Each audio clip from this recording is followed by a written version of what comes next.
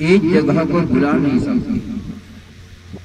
इसलिए तथागत ने अनुमति दिया है वर्तमान से जितना भी भिक्षुलोक मिल सके उतना भिक्षुओं को अपने हाथ के आसपास बिठाकर संघ के नाम से उन्हीं को जो भी चीजें अर्पित करेंगे उसी का सफलता संघ को दिए हुए दान के रूप से प्राप्त होता है।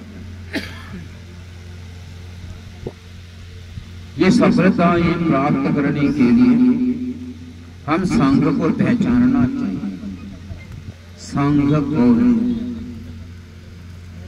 संघ कहा तो बुद्ध भगवान के शिष्य अभी परंपरा से आए हुए आप लोगों के कपड़े बदल चुका है। अभी अलग अलग प्रकार के कपड़े, लेकिन जीवन अलग नहीं हुआ।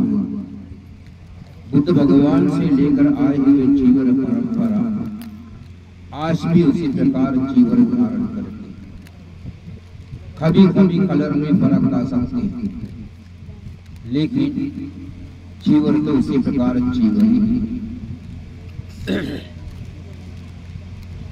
ये भिक्षु संघ का गुण कितनी है।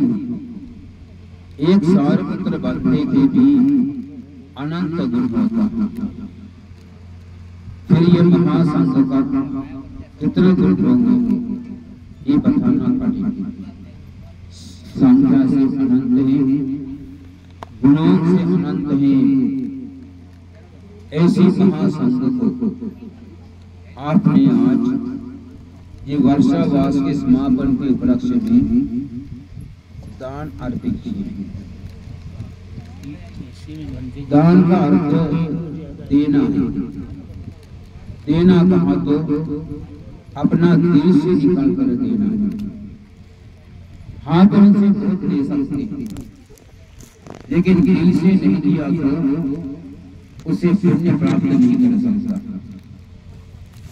से आप क्या दे रहा है, क्यों दे रहा है, ये अपना दिल जानना चाहिए।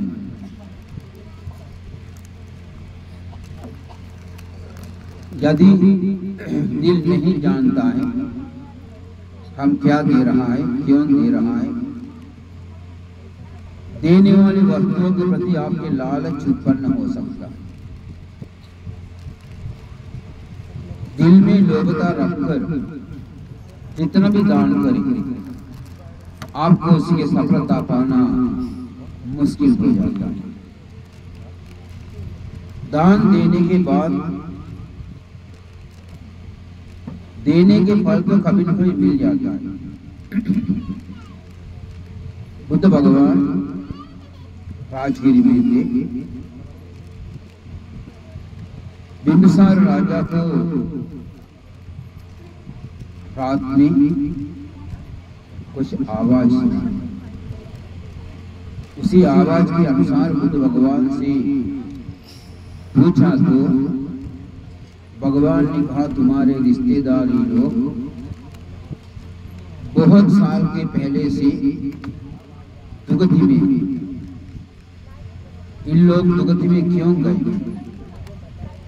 बुद्ध प्रमुख महासंघ को बनाया हुआ भोजन संघ को देने के पहले खुद ही इस्तेमाल किया, बाल बच्चों को खिलाया, रिश्तेदारियों को खिलाया, सबको खिलाने के बाद जो बचा वही बुद्ध प्रमुख भिक्षु संघ को अर्पित किया। इसी कर्म का विपाक मरने के बाद दुगति में चले गए। वहां खाना पीना नहीं मिलता था।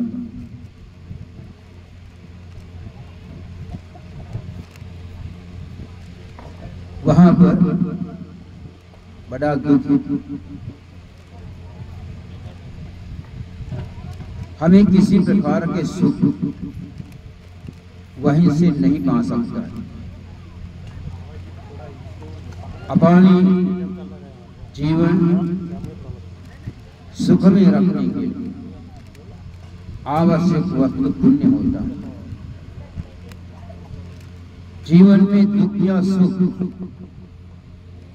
ये दोनों देने वाले कुशल और अकुशल होता है। कुशल ज्यादा किया तो जीवन में सुख ज्यादा होती है। कुशल काम में अकुशल ज्यादा है तो जीवन में दुख वेदना ज्यादा होती है।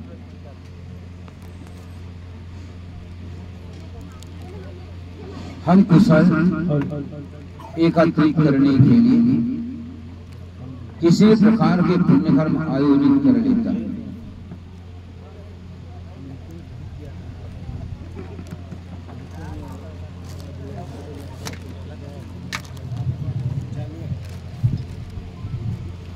वर्षावास कहा तो एक महत्वपूर्ण काल परिच्छेद। वर्षावास सभी का नहीं होती। आजकल उपासक उपासिका लोग विहार बनाकर उसी में वर्षावास समापन करवाते हैं, उत्सव मनाते हैं। लेकिन वर्षावास सिर्फ उपसंपन्न भिक्षुओं को होता है, ना विहार का, ना उपासक उपासिकाओं का। विहार बन गया तो उपासक उपासिका लोग उपसंपन्न भिक्षु को बुलाना पड़ता है। बुलाकर उसी उपसंपन्न भिक्षु के अववाद अनुशासना के अनुसार वर्षावास का कार्य चलाना चाहिए। उसी वर्षावास में शील समाधि प्रज्ञा के ओर चलने के लिए बहुत सारे उपदेश बनते से प्राप्त होगा। उसी के अनुसार दानादि पुण्य कर्म करके पुण्य कमाने के वक्त भी उपलब्ध हो जाता है। ये दोनों तरीके से कुशल प्राप्त कर सकता है। इसलिए वर्षावास का समय बुद्ध भगवान के जमाने देखा तो ज्यादातर लोग जो ज्ञान पाया है वर्षावास के समय पर ही ज्ञान पाया है। बाकी दिनों में ज्यादा लोग नहीं मिलता है। इसलिए वर्षावास का समय भिक्खु भिक्खुनी उपासक उपासिका ये चारों परिषद के लिए महत्वपूर्ण होता है। वर्तमान में कुछ लोग बुद्ध भगवान ने बताए गए नियमों का उल्लंघन करता, पालन नहीं करता। देखेंगे किसी किसी के मनमानी बौद्ध धर्म नहीं होता। बौद्ध धर्म जो है बुद्ध भगवान के मुख से निकला हुआ पवित्र वाणी है और उन्हीं के ज्येष्ठ शिष्यों के मुख से निकला हुआ पवित्र वाणी है। दूसरा कुछ हमें बौद्ध धर्म से नहीं ग्रहण कर सकता। तो बुद्ध भगवान ने हमें उपदेश दिया है कर्तव्यं कुशलं बहु, बहुत से पुण्य कर्म करना। ये पुण्य कर्मों से पहला पुण्य कर्म दान है। वर्षावास के बीच में वर्षावास में रहे हुए बनते लोगों को आप लोग अनेक प्रकार के दान अर्पित किए होंगे। उसी से अभ्यास लेकर और भी पुण्य करने के लिए मन बनाए होंगे।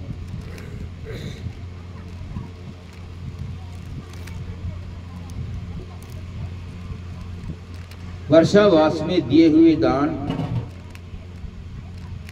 सुरक्षा किए हुए सील और ज्ञान पाने के लिए किए हुए ध्यान, ये सभी से पुण्य ही प्राप्त हुआ। अभी संघ के उद्देश्य से दिए हुए दानों से और भी पुण्य आपको प्राप्त होता। तथागत ने कहा पठवी सागरो मेरु खयांग यंति युगक्कये कप्पानि सत सहस्रानि सांघे दिन्नं ननस्ति। ये जगत में बहुत घन भाल वस्तु होता है। महामेरु पर्वत, ये पृथ्वी और महासमुद्र। हम सोचते समुद्र कभी सूखेगा नहीं, लेकिन ऐसी बात नहीं है। युगक ये युग जब समाप्त होता तभी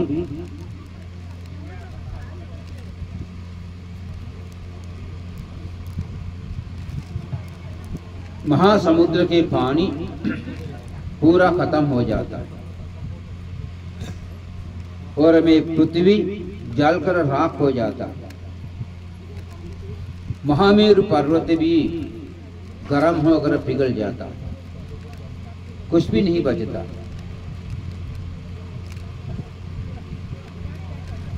लेकिन संघ के उद्देश्य पूजा किए हुए दानों का फल खत्म नहीं होता। ये दान का फल उसी वक्त भी आपको सहारा दे सकता है।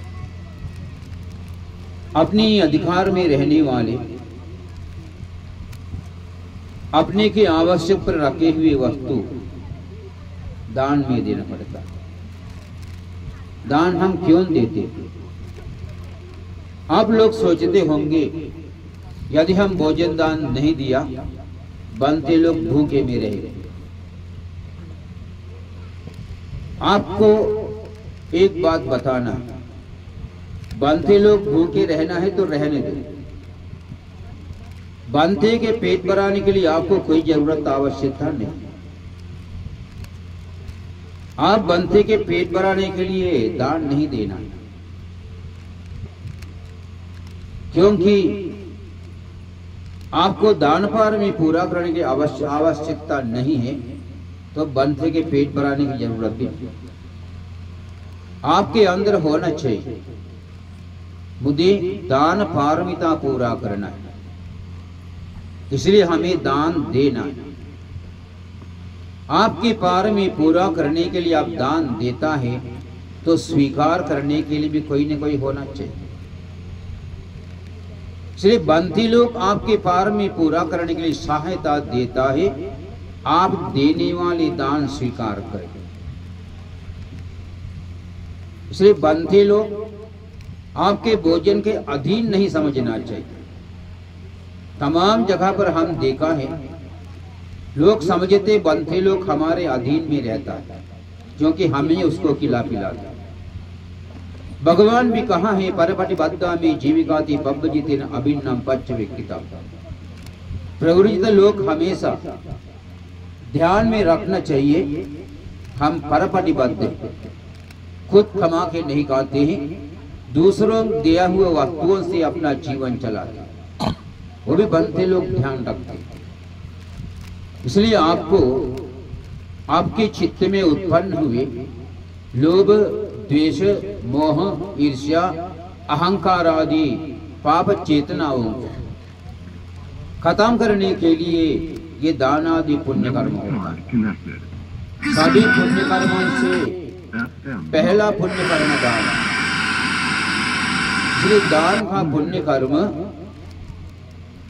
आप करते हैं अपने लोभ आदि अकुशल शक्ति दूर करने के, और करुणा, दया, मैत्री, उपेक्षा, त्यागशीलता, श्रद्धा, प्रज्ञादि अच्छे चिंतनों को जन्म दिलाने के। दिल से लोभादि अकुशल शक्ति दूर हो गया तो दिल को हल्का सा महसूस होता। उसी वक्त पुण्य चेतना उत्पन्न होने से मन प्रसन्न होता है, उसी से खुशियां निर्माण होता है। अपना किए हुए कर्म को देखकर या अपने करने जाने वाली कर्म को देखकर आपको खुशियां निर्माण होता है, उसे हम सोमनस कहता है। ये खुशियों से बिना आप पुण्य कर्म करेंगे, ये सार्थक पुण्य कर्म नहीं है। आप दान देने के वक्त खुशी से देना चाहिए, लोभ से, द्वेष से, मोह से नहीं देना चाहिए, खुशी से देना चाहिए। खुशी से देने वाले दान बाद में स्मरण कर सकता है, करना चाहिए। खुशी से स्मरण करना है। स्मरण करने के बाद उसी दान का सफलता कई गुणों से बढ़ जाता है।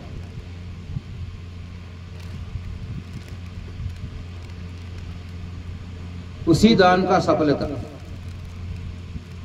अभी आयु, वर्ण, सुख, बल, प्रज्ञा, ये 5 संपत्ति हम आपको प्राप्त हो जाता है। आयु मानी उम्र बढ़ती जाता है, कम उम्र से नहीं मरता है। वर्ण मानी शरीर का स्वभाव, कोई आपको देखा तो गुस्सा नहीं आएगा, आपके प्रति दया मैत्री आ गया, प्रसन्नता निर्माण होगा। ये वर्ण शक्ति है। सुख मानी कायिक और मानसिक शक्ति है। बल मानी जो भी पुण्य कर्म आप करेंगे वो पुण्य कर्म समाप्त होना तक लगी रहने के लिए आवश्यक कायिक मानसिक शक्ति है।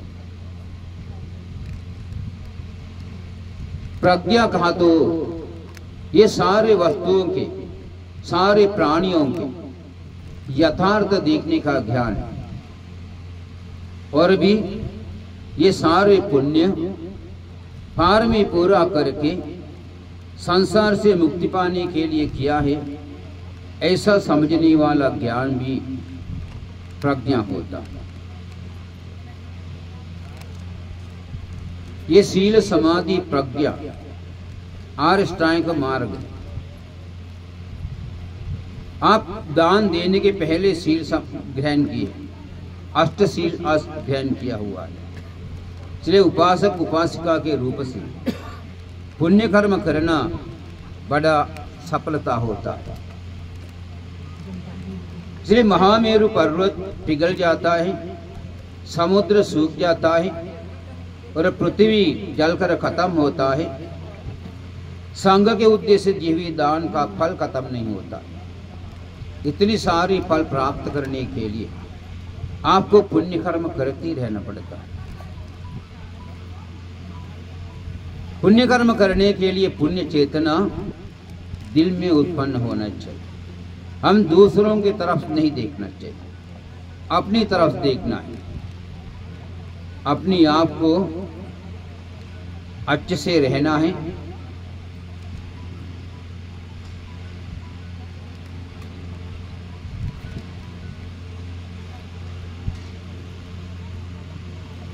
अच्छे खुशहाल जीवन जीना है तो पुण्य का जरूरत है। जीवन में पुण्य है तो कोई चीज का कमी नहीं। जीवन को पुण्य कमी है तो बहुत सारी चीजों का कमियां जीवन में देखने को मिलता है। इसलिए अभी आप लोगों ने संघ के उद्देश्य दिए हुए दान से खुशी होना चाहिए।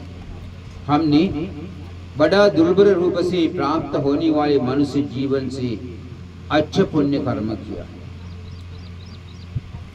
अच्छे पुण्य कर्म किया करके खुशी होना चाहिए। और बार बार इसी पुण्य कर्म याद करके और भी खुश होना चाहिए। और इसी पुण्य कर्म का पुण्य शक्ति तमाम लोगों को अर्पित करना चाहिए। पुण्य अर्पित करना भी पुण्य होता है। ऐश्वर्य संपत्ति आपको प्राप्त होता है। समाज के नेतृत्व धारण करने का शक्ति मिल जाता है, सुरक्षा मिल जाता है, कल्याण मित्रों के आश्रय मिल जाता है,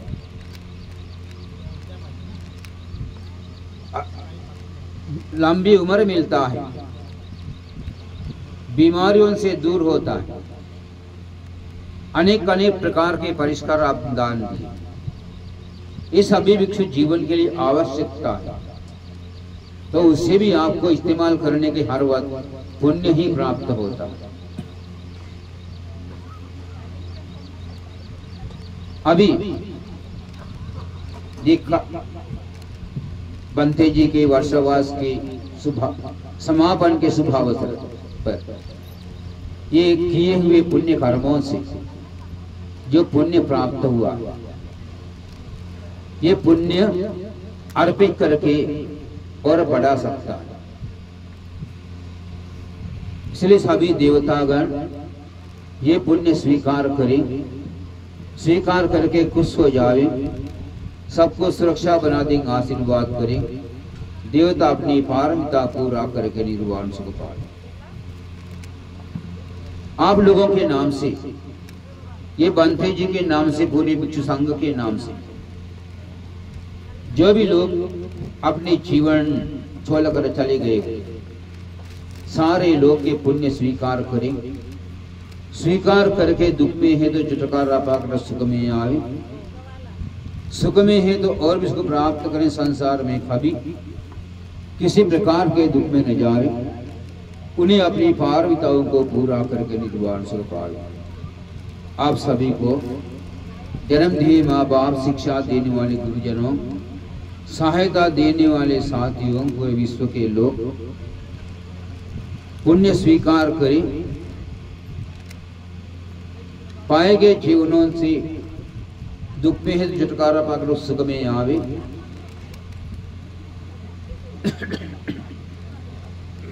और भी आप लोगों को अपनी पारमिता पूरा करें, प्राप्त जीवन सुखमय बने,